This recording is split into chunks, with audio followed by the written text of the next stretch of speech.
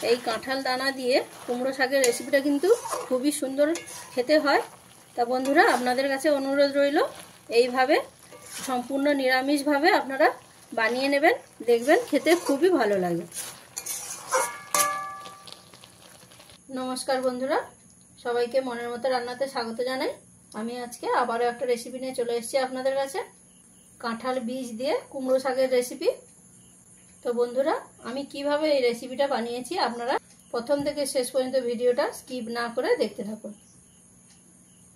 কাঁঠাল দানা দিয়ে কুমড়ো শাকের রেসিপি করার জন্য আমি এখানে ডাঁটা এবং কুমড়ো শাকটাকে ভালো করে কেটে ধুয়ে নিয়েছি।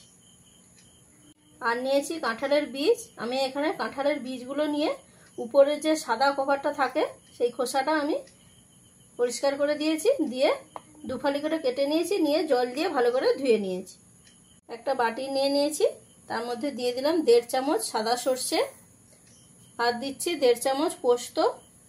তো আমি এখানে সাদা সর্ষে ব্যবহার করেছি, আপনারা চাইলে কালো সর্ষে ব্যবহার করতে পারেন।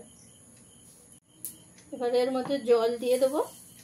জলটা দিয়ে প্রায় 10 থেকে 15 মিনিট মতন ভিজিয়ে রেখে দেবো, দিয়ে তারপরে খুব ভালো করে মিহি করে একটা পেস্ট করে নিতে হবে। প্রথমে কাঁঠাল দানাগুলোকে সেদ্ধ করে নেব। তার জন্য একটা কড়াইতে জল নিয়ে আগে থেকেই গরম করতে বসিয়ে দিয়েছি।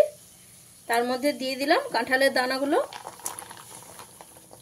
এবার দিচ্ছি পরিমাণ মতন লবণ, দিচ্ছি পরিমাণ মতন হলুদের গুঁড়ো, দিয়ে খুব ভালো করে মিশিয়ে দিতে হবে।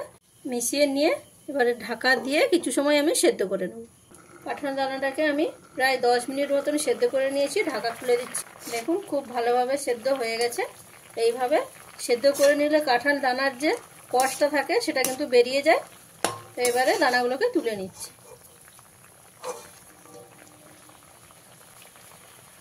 এবারে রেসিপিটা বানিয়ে নেওয়ার জন্য কড়াইতে দিয়ে দিচ্ছি সর্ষের তেল। তেলটাকে ভালো করে গরম করে নেব। তেলটা ভালোভাবে গরম হয়ে গেছে। দিয়ে দিচ্ছি একটা শুকনো লঙ্কা, দিচ্ছি 1/2 চামচ 5 ফোড়ন, তার সাথে দিচ্ছি একটা তেজপাতা এইভাবে ছিঁড়ে নিয়ে। এবারে ফোড়নটা হালকা ভাজা ভাজা করে নিতে হবে। এইরকম ভাজা ভাজা হয়ে গেলে এবারে এর মধ্যে দিয়ে দেবো কাঁঠালের বীজগুলো দিয়ে নিয়ে একটু ভালো করে ভেজে নিতে হবে। গ্যাসের ফ্লেমটাকে এই সময় আপনারা মিডিয়ামে দেবেন, দিয়ে বীজগুলোকে খুব ভালো করে ভেজে নেবেন। কাঁঠালের বীজগুলোকে খুব ভালো করে ভেজে নিয়েছি। এবারে এর মধ্যে দিয়ে দেবো কেটে রাখা 1 পিস বেগুন, এইভাবে ডুমো ডুমো করে কেটে নিয়েছি। এবারে বেগুনগুলোকেও বীজের সঙ্গে খুব ভালো করে ভেজে নেব।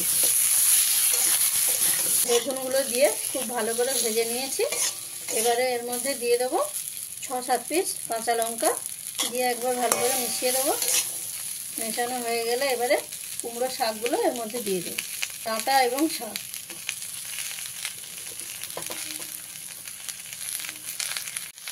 কুমড়ো শাকটা দিয়ে নিয়েছি। এবারে ভালো করে মিশিয়ে দেবো। ভালো করে মেশানো হয়ে গেছে। দিয়ে দিচ্ছি পরিমাণ মতন লবণ, দিচ্ছি পরিমাণ মতন হলুদের গুঁড়ো, দিয়ে আবারও খুব ভালো করে মিশিয়ে নেব। কুমড়ো শাক আর ডাঁটাটা দিয়ে সব কিছুর সঙ্গে আমি 4 থেকে 5 মিনিট ভালো করে মিশিয়ে দিয়েছি। এবারে এর মধ্যে দিয়ে দেবো পরিমাণ মতন জল। দিয়ে দিচ্ছি জল। জলটা দিয়ে গ্যাসের ফ্লেমটাকে মিডিয়ামে করে দিতে হবে, দিয়ে খুব ভালো করে একবার মিশিয়ে দেবো। মেশানো হয়ে গেলে ঢাকা দিয়ে দেবো। ঢাকা দিয়ে কিছু সময় আমি সেদ্ধ করে নেব। ঢাকা দিয়ে প্রায় 10 মিনিট মতন আমি সেদ্ধ করে নিয়েছি। ঢাকাটা খুলে দিলাম। সব কিছু ভালোভাবে সেদ্ধ হয়ে গেছে। এবারে এর মধ্যে আমি দিয়ে দেবো পোস্ত আর সর্ষে বাটা, দিয়ে এবারে খুব ভালো করে মিশিয়ে দিতে হবে। সর্ষে আর পোস্ত বাটাটা দিয়ে খুব ভালো করে আমি মিশিয়ে দিয়েছি। আবারও একবার ঢাকা দিয়ে দেবো। 3 থেকে 4 মিনিট আমি রান্না করে নেব। 2-3 মিনিট আমি ঢাকা দিয়ে রান্না করে নিয়েছি। এবার ঢাকাটা খুলে দেবো। সব কিছুকে একবার ভালো করে মিশিয়ে দেবো। আর নামানোর আগে আমি এখানে দিয়ে দেবো 1 চামচ চিনি। যেহেতু নিরামিষ রান্না, চিনিটা দিলে একটু মিষ্টি মিষ্টি লাগবে, খেতে কিন্তু ভালো লাগবে। তাই আপনারা অবশ্যই অল্প হলেও চিনি দিয়ে নেবেন। দিয়ে একবার ভালো করে মিশিয়ে নিলেই কিন্তু আপনাদের রান্না কমপ্লিট।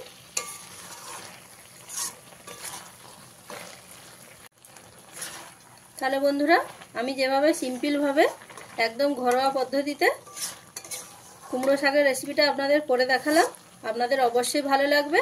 আর ভালো লাগলে চ্যানেলটিকে লাইক, শেয়ার এবং সাবস্ক্রাইব করবেন। আর রেসিপিটা কেমন লাগলো অবশ্যই সেটা কিন্তু আমাকে কমেন্টের মাধ্যমে জানাতে ভুলবেন না বন্ধুরা। তাহলে বন্ধুরা, আপনাদের সাথে দেখা হচ্ছে নতুন একটা রেসিপি নিয়ে পরের ভিডিওতে। রান্নাটা আমার কমপ্লিট হয়ে গেছে, আমি এবারে নামিয়ে দিচ্ছি।